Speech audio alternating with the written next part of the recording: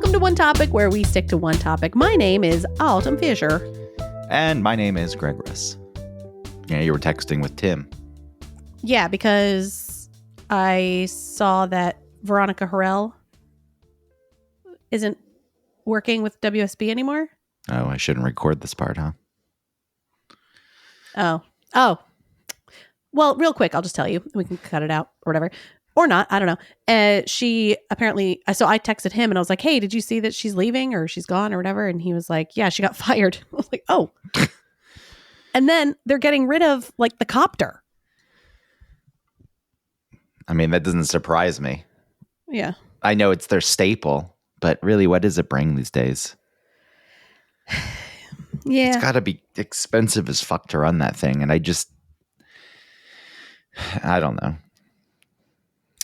There's the part that's just, the part that feels disappointed is the part that's like, well, it's WSB's thing. They have the helicopter and they report from it. And it's kind of cool that they still do that. But the truth is, it's not fucking needed. Like their traffic reports aren't needed. Yeah, that's true. They should just get rid of traffic altogether. Yeah. It's just not a thing anymore that people need help with. They've got that information. Yeah, their phone is telling them automatically that there's traffic and that they should go a different way. Yeah, so. And remember for a while they did a thing where it was like they played a noise or something and that meant that would like make your app respond. And then it would tell you that traffic is happening or weather is happening. And it's like so antiquated. Like, what are you doing? I remember that bad storm noise. Yeah. Is that what you're talking about? No, it's like, no. It was this thing. It was really short-lived. They had created an app for traffic. And they would play a little sound, like a little trigger sound that would make your app respond or something. And it would make it so that you knew that traffic or like, it would give you like, up-to-date traffic information about like where you're going and where you should avoid. Anyway. I didn't know about that thing. Sorry, I was looking up the news that you just reported, and it's already out there, so I don't have to cut it out of this recording. Yeah. The information is But out. Damn. God, it's crazy. The end. The Skycopter? Just everything. I feel like Veronica losing her job near the holidays, which is a standard radio move. Sure. And then also the two like bigwigs leaving. Yeah, there's a lot going on. Oh yeah, abandoned ship. It's a ship that already feels mostly abandoned. Yeah, it really, like literally, you walk around and it's like literally abandoned. There's some people still riding. Look, it just reinforces my decision so many years ago. Yeah, that must feel nice. It practically feels nice. Sure. There's the part of me that wanted to get into radio, that wanted to work in radio, and I did. And I was able to get an air shift. Well, you stayed on radio even when you didn't stay, with Eric. No, that's true. And then true. You found your way. I've always been able to stay on the air in some way or another. Right. And that's probably the best that I could have done. Yeah. Chasing a full-time career, it's just not realistic. It wasn't viable. No. So the part that feels good, it's like, yeah, I made the right decision, but it sucks that was the right decision, that the industry just couldn't keep up. And, it's easy for me to say that they could have and done things differently. I have no fucking clue. I know that there was a shift in listening habits and people stopped listening to the radio. Other people listened to it differently, streaming it, not necessarily in their cars. I don't know how that had an effect. I don't even know if streaming numbers count as the ratings. It seems like sometimes they're released separately from the ratings. So I don't know how that's calculated either. It's like it has to be through the, it has to be over 30 seconds or something. There's some weird amount of time that has to happen for it to count as a listen. My stance on the way these companies, well, one, the fact that companies bought up as many radio stations as they could, like Clear Channel started that whole trend as soon as the Telecommunications Act of 1996 was passed. Yeah. expanding ownership numbers. Mhm. The limits were raised substantially. And, Clear Channel paved that way. We bought up 1,200 radio stations overnight. And Right, shit, and- now we have a bunch of fucking debt and we don't really know how to do this properly because radio stations and local markets really should be tailored to those markets, but that's out the window for us now. So we have to come up with these generic nationwide sounds. Yeah. And what are those called? They're called like Chad FM or something. I well, forget what they're called. there was Steve. yeah, what were they called? Because there was Dave FM. That's not. Yeah, there's Dave. I know that they were like, what was like the country one? I don't know why that's slipping my mind. I because it was know, a me big thing. too. Well, whatever. Just these generic, like swaths of the country now are handled by one person, and so they've lost all intimacy. While at the same time, well, maybe not at the same time, but as that was increasing, right? Then podcasting started becoming a thing, and the intimacy there, like that filled the void of the intimacy that radio used to give you. Well, like, the ability- the podcasts weren't local necessarily, but it gave you the like, oh, I know them, right? And I have a connection with this person. Whereas like some one person who does the southeast, of the country, there's no connection. Well, syndicated shows still worked. I know there's this idea that syndicated shows won't work if there's a good show that is put on several markets across the country. I still Sure, think but that's that'll a work. show. I'm talking about playing songs, having people call in, and them knowing you and being excited to talk to you because That's you're a big part strange of it. local celebrity. It's a That's- huge part of it. That's a big part of it. The other part of it is Come just shifting away from that in general. Not even, not because of the nationalization of shows and content, but just because they told people to shut up and not do things on the air. Well, you're talking about yourself now. No, I'm talking just because I experienced something doesn't mean that it doesn't happen across the board. Sure. Not everything is, oh, you're projecting your feelings onto this. Sure, these are my feelings because I experienced it, but I also think it was a pretty widespread thing, and that doesn't necessarily discredit it. Oh Like no, most I'm not saying it's discredited. I'm just saying, that was your experience. You were doing something outside of a norm, and I don't think necessarily that other people were doing that something that sort of creative or out there. And so they weren't getting that same feedback. They were being told to condense things and make things shorter, but it was a different experience for other people. It was a waste overall. Oh yeah, it's all a waste. Radio has wasted Yeah. a bunch of people's time, talent. It's sad when you have Cumulus take over Susquehanna at 99X. There were still places that you could hide radio companies that were better than other ones. And when I first went to 99X, I could see the difference between Clear Channel. Moving from Clear Channel to Susquehanna, it was like, holy shit, this really is totally different. Did it feel less corporate? Yeah, I mean, they were a corporation still. They were owned by like a dishware company, strangely. Yeah. But there were 33 stations. That's what the company owned. And each station was allowed to just run itself, find the best fit in the market that was in, and cater to that city. And even outside of that, when there was employee profit sharing, Mhm. not in the most progressive way, but everybody who worked for the company, because it was private, got some level of stock, which doesn't really exist. I work for a private company now. There's no employee stock. Maybe there's still a private company out there that gives every employee stock. Everyone, the idiot who comes in to do the night shift, who's 24 years old, they give you some stock, and then they sell to Cumulus, and immediately the culture changes. I do make money off of that. I just had like $13,000 pop up out of nowhere. I was like, Whoa, what is really? this? It's because I had that employee stock. I think Oh, of wow. the people who had worked at that company for a very long time. The company sells, and everybody who works for that company benefits. Like, I think that illustrates, the kind of company that was. That was nice. And there were people who made out like fucking bandits who had been there for fucking years and years and years. Mhm. But then Cumulus comes in and they say, we want to be the next Clear Channel. That was their mission. That's what they wanted. They wanted to have more radio stations than Clear Channel. It's like, that's what you'd aspire to do, not make good content, not just focus on the stations that you have and say, let's make these the best that we can. No. The goal is just to have the most. That's how you're going to prove your value and worth. Fucking dumb. Because that makes more money for bigger people.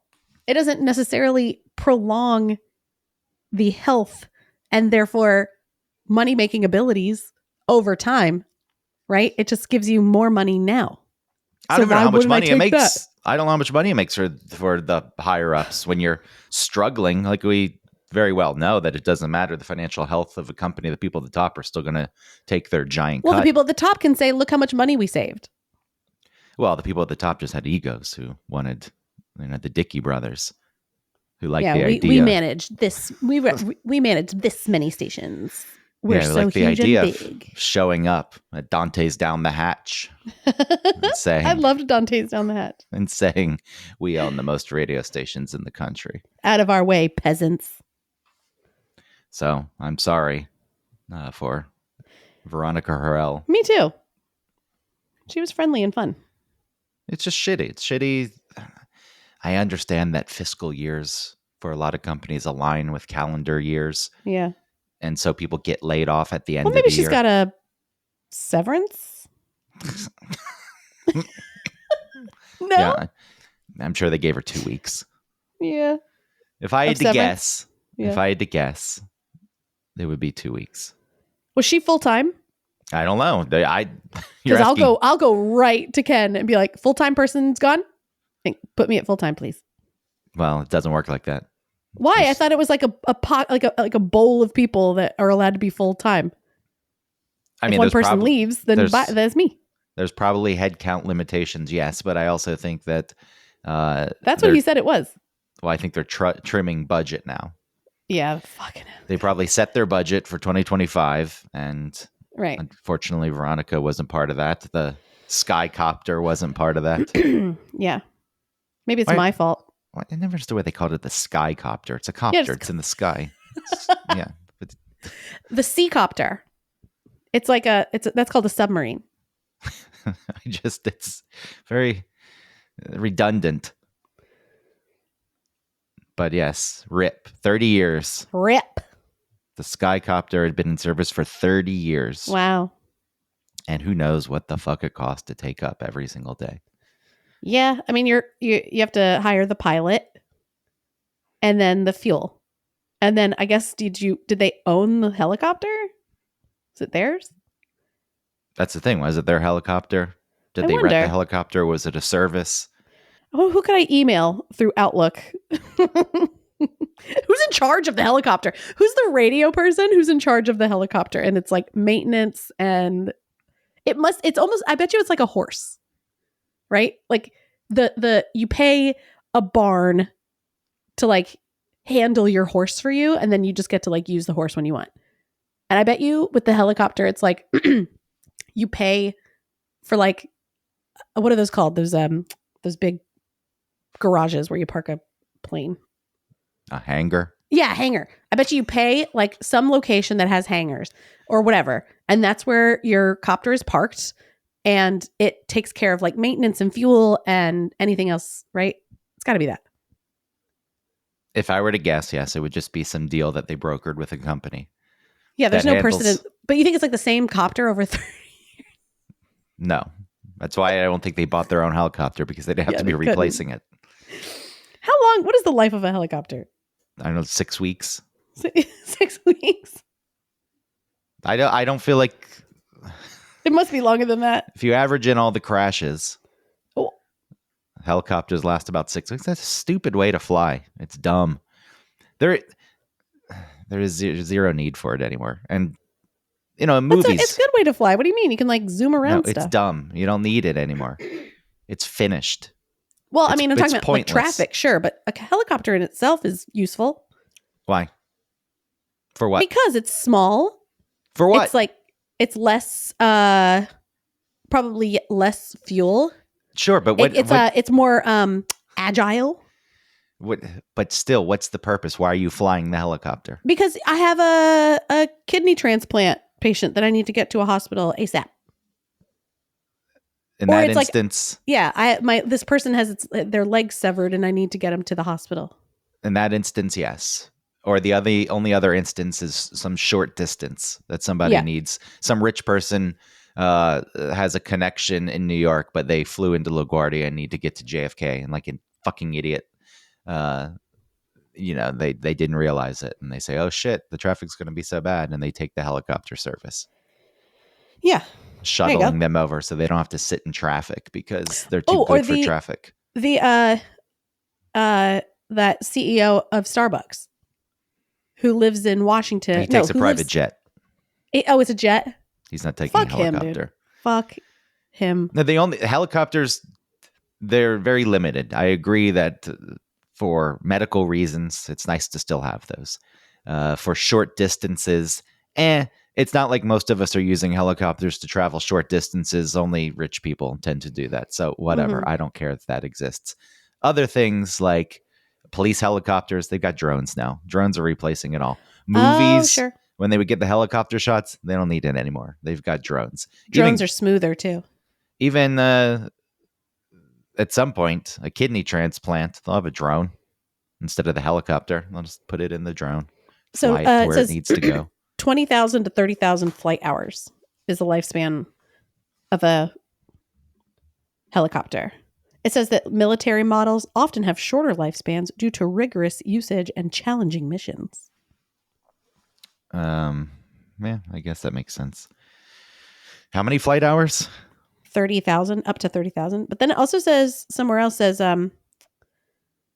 unlike pressurized airplanes and jets that have a finite useful life, helicopters can have unlimited life. The major assemblies that make up a helicopter are the main determining factor when valuing the aircraft. So I guess it's like parts, right? It's like if you keep the parts up, it could go for a really long time. But I get because like a airplane has pressurization, it probably like weakens over time, right? And so you can only do it for so long.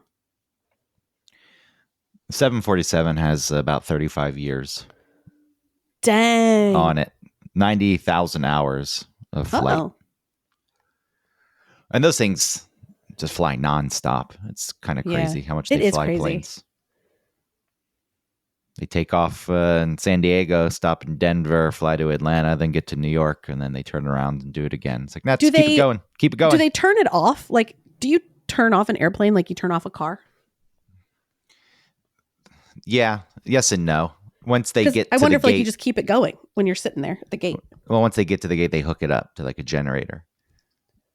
Oh, they do? I didn't know that. And the plane itself has a separate generator on it too. Oh. So I don't know for sure if when it's parked at the gate, when they hook it up, if the electricity is coming from, the airport, or if they're just turning on the plane's generator. But there's a separate thing that can power the plane's electricity. So the engines are clearly off. I don't know why that noise scares people, but it does. Which noise? I was trying to like turn it on like you turn on a car. Oh, that sounds like a noise sometimes when you're like pushing back. Yeah, from but the it goes gate. like.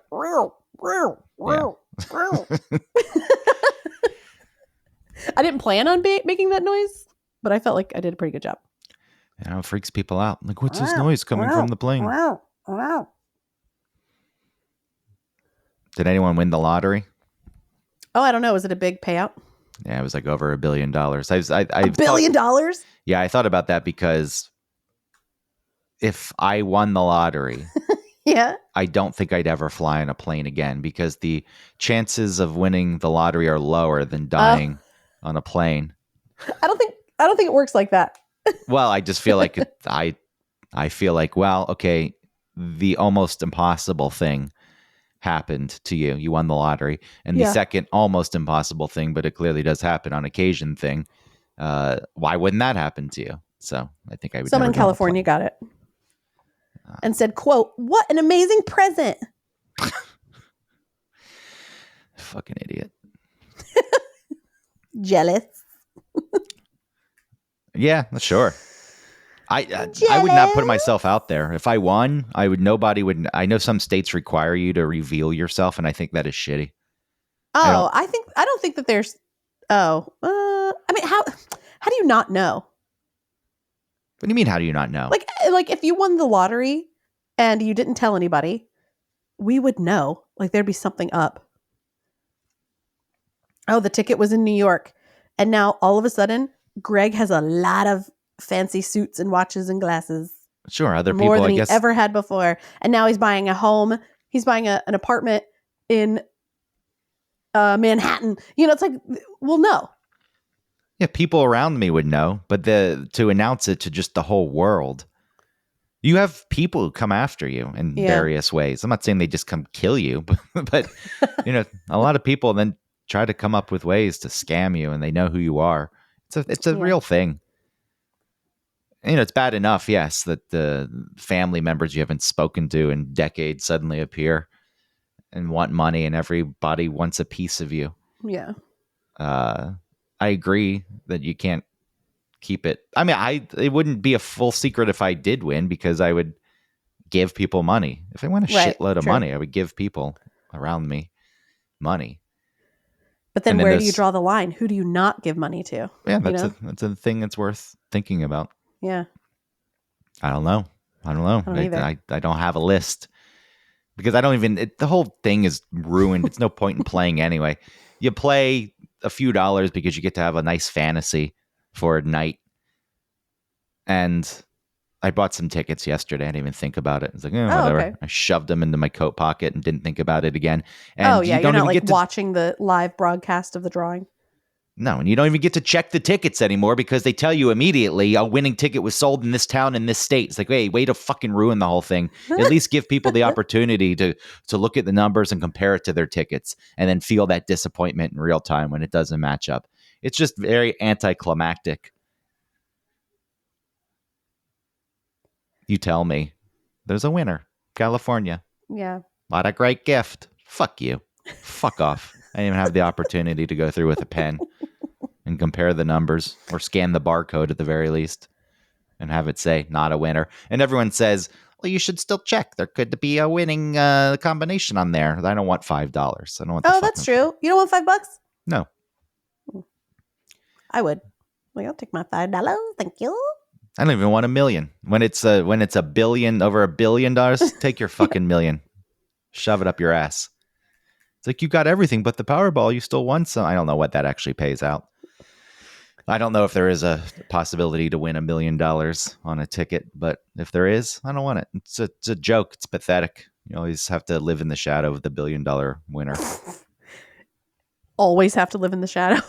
Yeah, always have that feeling would be gone. Like once you have, $750,000 in your bank account. No, it would be more like 523,000. Probably. I was trying to be nice. And and then you just out of nowhere remember, what a great gift. That would just pop What a great gift. Pop in your mind. What a great gift. What a great gift. So it's absolutely insane to me. Just to have that. You're spinning in your bed, trying to sleep, sweating. What a great gift. Just somebody has that much money now. What a great gift. Yesterday they were a bum. Today, I don't know what the payout on that thing's going to be. I would take the lump sum. I don't care. Maybe the annual thing's better. Well, I don't know, because it's not like you could take the lump sum, and although it would be less than if you did it over time, you could invest it in the way that you want to invest it and make more money, right? Because like if you put it just in the S&P 500, that's like 10% historically. So you could just make at the very least 10%. Once you're dealing with that kind of money, you put it in a high yield savings account. It's going to generate. That's like 4 or maybe 7 if you have it like in a CD. 4. You're right. 4. Sure, if you do a CD, but 4% on a huge amount of money, it's going to be. That's true. A lot. It's a lot. You don't even I wouldn't trust anything though these days. Like I don't trust anything. I'm worried about the money I do have in high yield interest savings accounts. Why? Like how because I don't know what's gonna. I just don't trust anything. I'm That's afraid the- it's gonna disappear, and they're gonna be like, I don't know. That's a fair thing. I don't think it would disappear from the high yield savings account. No, I just feel like something could happen, and it would be a whole kasha, and it would not be in the interest of the company that is making this that has this happen to help me or help any customer. It doesn't seem like anybody wants to do anything right by any customer, any company. I agree with that. It's like, hey, my life savings is missing. There's some kind of glitch. Oh gosh, we're working on that, and sorry, we're. Oh well, it turns out when you created your account, you accepted the risk of a blah blah blah. And you're like, what? It's my money. It's just like what's going to happen with Social Security. Oh, you've been paying into the system. Well, that's a different You might thing. be able to get it. That's a different thing. It is a different thing, but it's well, actually, is it? Because our money goes into these bank accounts and they're distributed. It's not like I have a special bucket. So why wouldn't? I mean, it's the same thing with Social Security. It's a different thing it's because not my account.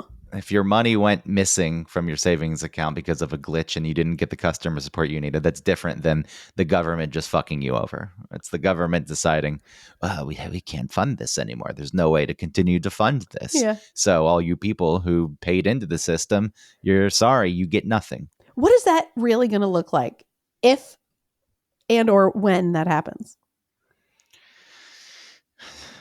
I don't know enough about it. I tend to ignore it because I just think like when it really comes down to it, if there really is a time when they're like, okay, person who's about to retire, you have paid into this your entire working life. We don't have the money to fund it anymore. And then it really just feels like, what are you going to do? You're going to sue the government? Or are you going to march on Washington? Like what the fuck? That doesn't do anything. That never seems to do anything. Well, but it's a law to begin with. So they'd have to change the law. I'm not saying they wouldn't change the law. Yeah. There's people who talk about privatizing it. I don't know what that means. I mean, I know what it means. I just don't know what that looks like. It's like, why? Because it's the moment you privatize something, then somebody's got to make a profit on it. And I don't, it's like, that's not the way this should be set up.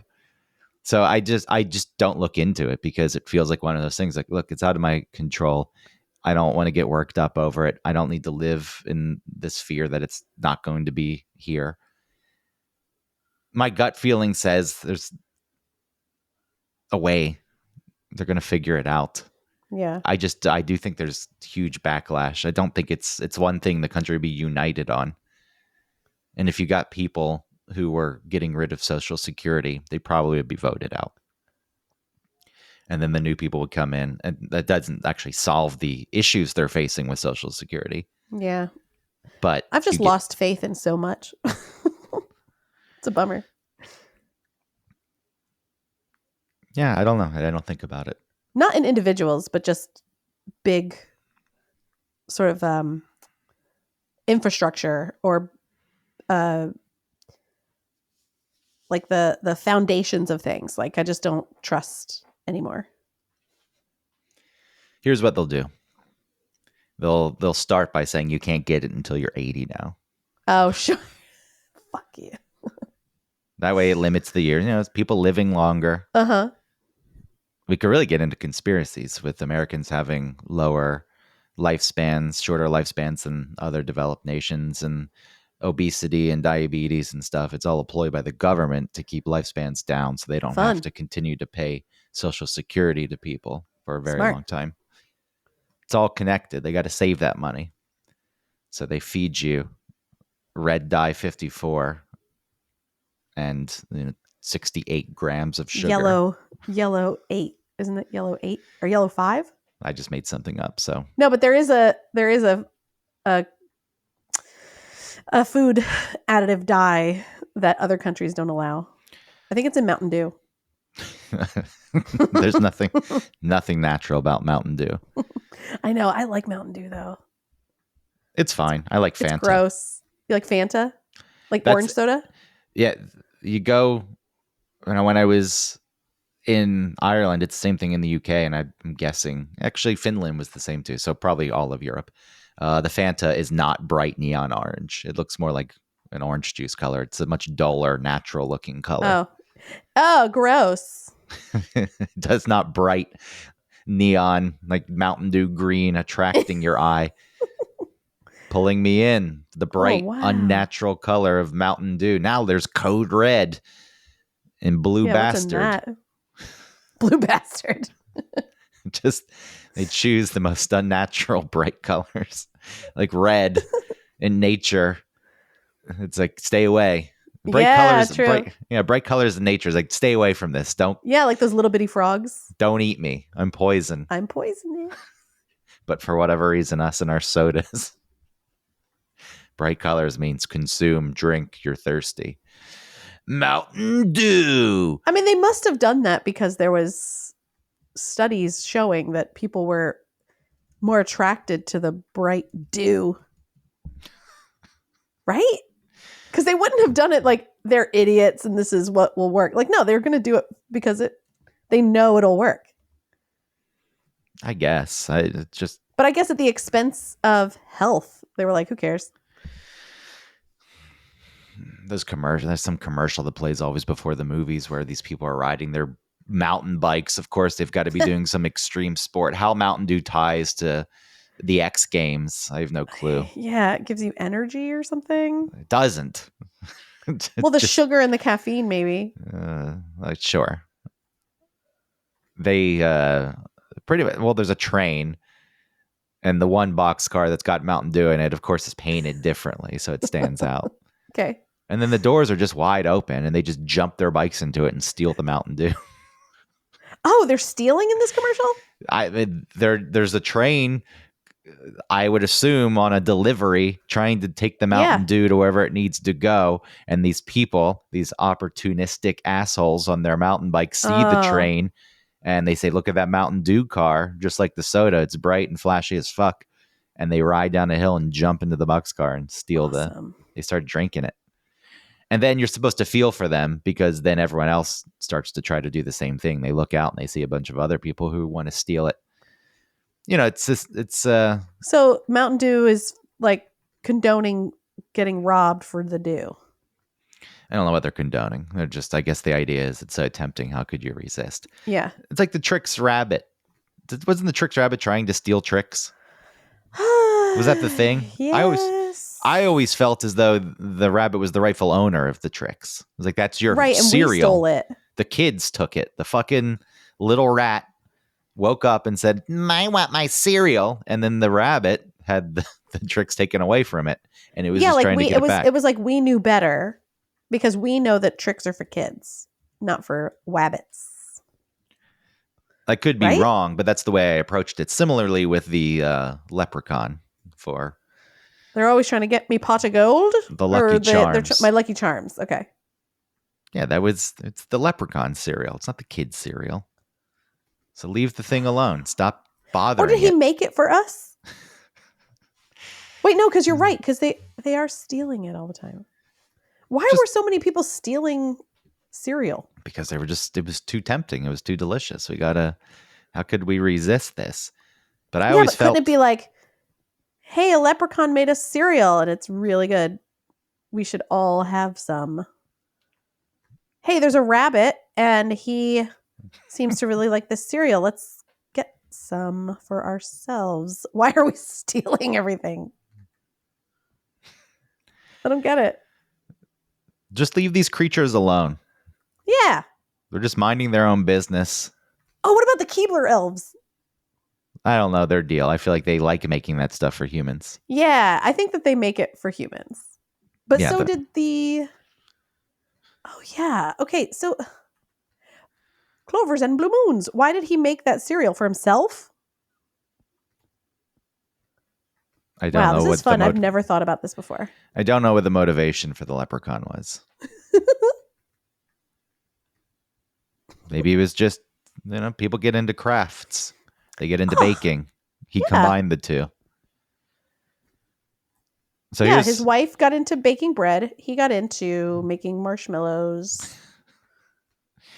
I'm going to go back. Here's what privatized Social Security would look like, Oh, okay. or what it could entail. Individual accounts. They're always trying to steal me Social Security. Yeah. Except in this instance, it actually is ours. Right.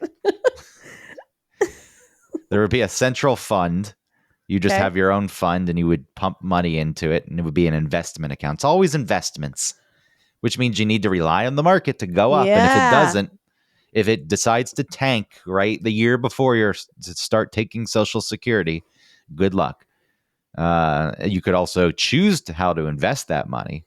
So it's just a 401k at that point. It's not Social Security. Right. It's just another investment But at retirement least it would account. be your specific account and not just going into the ether, which is what it does now. Well, you get it back later. What do you mean, now or in this scenario? Now it goes into the ether, and it goes into an account that funds it, that gives other people their Social Security. Well, that's what I mean. To me, like, seemingly it goes into the ether. I can't check where my Social Security is. I don't think. Can you? The whole, like, it's in the name, security. There's not 401k is not necessarily secure. Right. It could all disappear. It could all go away. Absolutely. I already have retirement accounts like that. Social Security is the one that's supposed to be, that's going to be there no matter what. So to just make it another type of account, just don't take it in the first place. Just don't take the money out and let me do whatever I want with it. If you're, rather than, forcing me to put it into another retirement account. I still don't understand why that's privatized. That's just kind of changing the terms. I guess because it goes back to the people and it's up to us. I guess. See, I don't know enough about I it. don't either. I just don't. Whatever. It's going to be there. It's not going to be there. In the meantime, I will continue to do my own investing. I mean, that's all you can do. I will. But it's messed up. If we don't get it. I bought a stupid Bitcoin ETF. Oh, you did?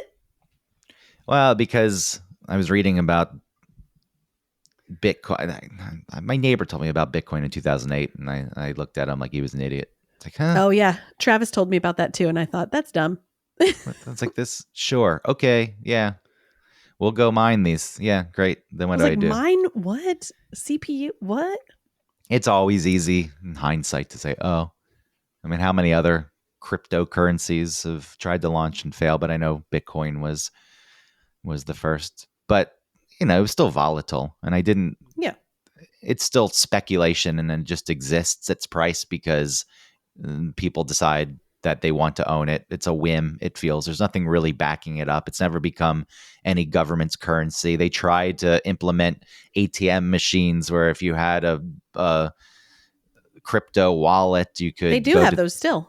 Yeah. I mean, it still exists. And they say you can They're pay. in like smoke shops and stuff. Yeah, like you can pay with Bitcoin. It's like, no, not really. I'm just taking out from my crypto account, getting cash and giving you that. I know some online retailers you could pay with Bitcoin. So there's a bit of use, but for the most part, it just felt like a volatile thing. And it still is, but like everything else, being ruined, and I am playing into it this time. Well, it depends on what your definition of ruined is. To me, when big investment firms come in, that's the thing being ruined. But it's actually probably making it better in the long run, because now you've got these investment firms coming in, buying up the Bitcoins. And because there's a limited number, there's a scarcity to it. And knowing that these Bitcoins live with these big fucking companies, they're not going to sell those. So the price is going to stabilize. And as more and more of these are bought up, there's fewer of them for the general public to buy, which, it mirrors a lot of regular life. This could drive the price up, though. So it feels a little more stable. So I said, okay, I'll put $5,500 into one of these, and I'll buy 100 shares of this Bitcoin ETF. So it remains to be seen if this blows up in my face or not. But I think it's going to $1 million, the Bitcoin. $1 million a coin. Well, I mean, if you have the money to do that, then why not? You know, Well, if you're yes. doing it like gambling, then and like thinking, like I've lost money and I need to earn it back, and this is a way to do it. Like that's not the right way to do it. But well, if you crypto, just have it and just going to try, I mean, why not? I still think crypto is gambling. You can't really look at it and base it on. Oh, it anything. is gambling. I just mean, you know, it's gambling with money that you can gamble with instead of something that is like you actually you don't have the money that's expendable. Well, we'll see if it goes up. Maybe I make a decent amount of money off of it, and I can say, "What an amazing gift!" What an amazing gift! I looked up my Social Security stuff, and I've been working since 1991. How do you look this up? I went into my like Social Security.gov or something. SSA.gov. Okay, good luck. But yeah, I'm looking at how much I've made every year since that I started working. Yeah, what's the most you got up to?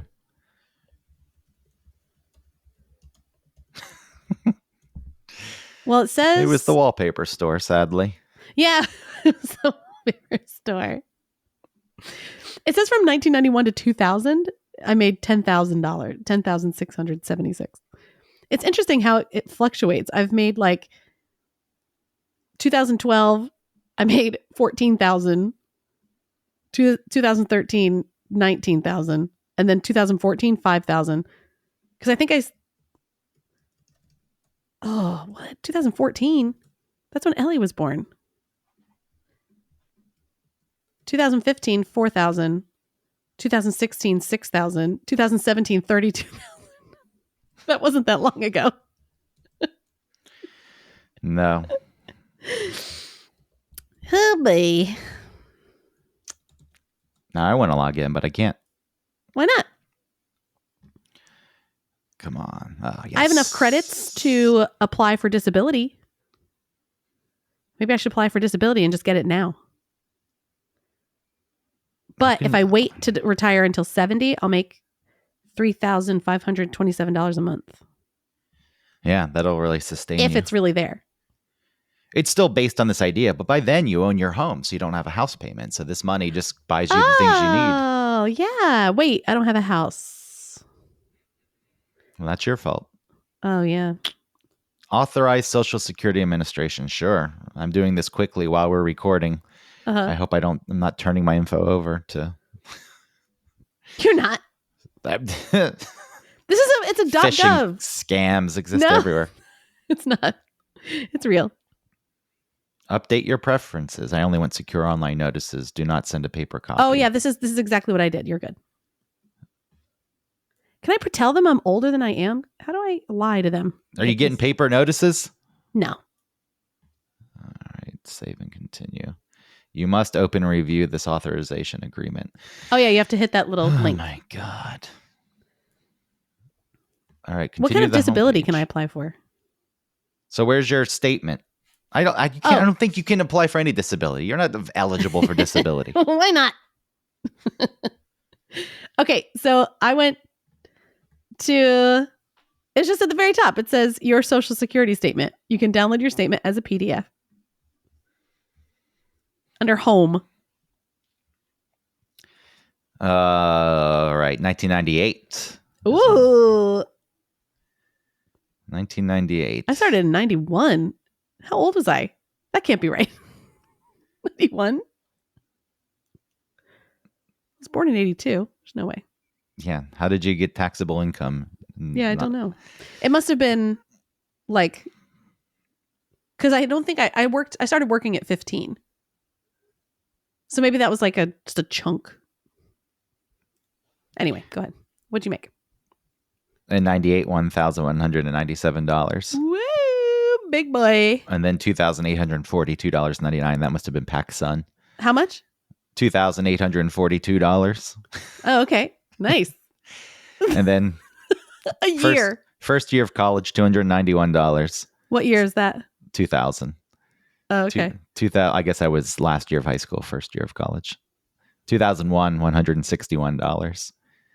And then it jumps See, up. mine's in chunks of like 2001 to 2005, and then it goes by year. I don't know what to say about that. I don't either. Go ahead. The interesting part here, all that's normal, whatever. High school, side job, college, then working as a valet, making cash. So none of that's being reported. Then working at the radio station. It is funny. The radio days, 2002, 3, 4, $19,000 was the most I made, $19,107. Somehow Nice. I survived off of that. Yeah. Is that when you bought the house? No, I bought the house in 2005, Oh, okay. which is when I made $30,572. Wow. And then They gave you a house? the next year it jumped up to 51,000. Sure. But this is the stuff. This is what was I doing at this point? I know I was working freelance, but a lot of my work was taxable and I had to report the income. 2014, apparently only made $14,726. Now, in 2014, I made $5,361. yeah, but that's you were married and that's when you were pregnant. Yeah. But I did start working with Eric and I was teaching.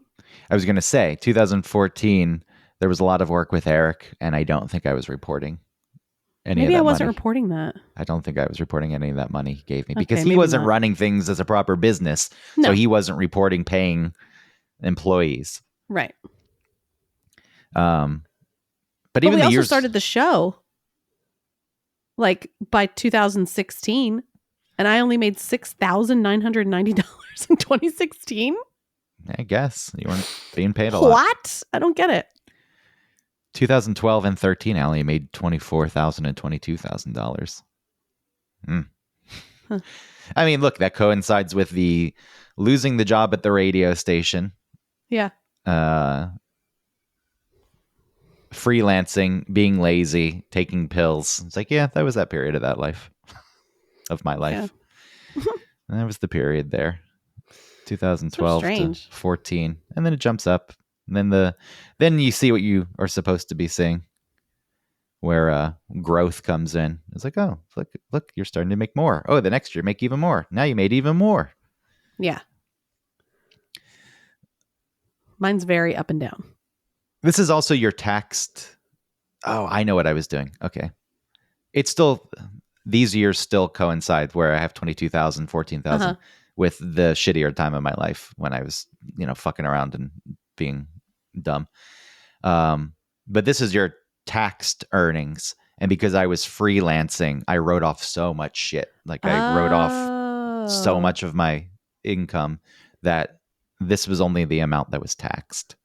Oh, I see. So So maybe I- that's what's also happening for me. I'm writing things off.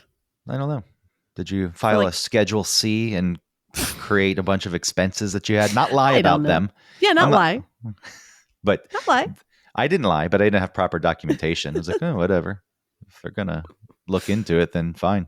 Mm. I'll just say I don't have those receipts. Look, if I take early retirement, I could at least pay my rent. What the fuck was 2021? Why? Is it a ton of money? Yeah, it's like $15,000 more than I made last year. Whoa. Who knows? You can qualify for disability benefits if you become unable to work due to a medical condition that's expected to last at least 1 year or result in death. You can receive about $1,800 a month if I apply now. That's not enough. I guess I won't do that. So at the bottom, what have you paid into the system? By underneath you? that table. Yeah, by you and then your employers. Oh, 38,581. That's how much you've paid in. Yeah. I paid in $81,065. Whoa. Yeah, it's $81,000 I could have had in a pocket. Could have Mhm. bought some shoes with that. Medicare taxes, I've paid $9,000.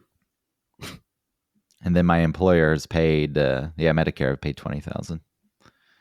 Wow. Then the employers paid $77,000 Social Security. So mine's really similar because their employer's Social Security $38,487. So it's about the same. I don't understand this stupid thing. Well, That's not true. I understand it. I just don't understand like what the difference is, why. And then also just afraid that it won't happen. Well, at least we put out a show that had different content this time. Yeah. Money. We opened up our Social Security and started revealing personal information. If you're blind or have a disability and it's hard to pay for essentials like food, clothing, and a home. Maybe I'm blind. I do that. Oh, you're really trying to scam the system. How do I do that? How do I scam the government? That seems like a safe thing to do. They won't catch you. Nah. A little fish like me. Yeah, you're the one they do catch. Yeah. It's just because you're so predictable when something out of the ordinary pops up.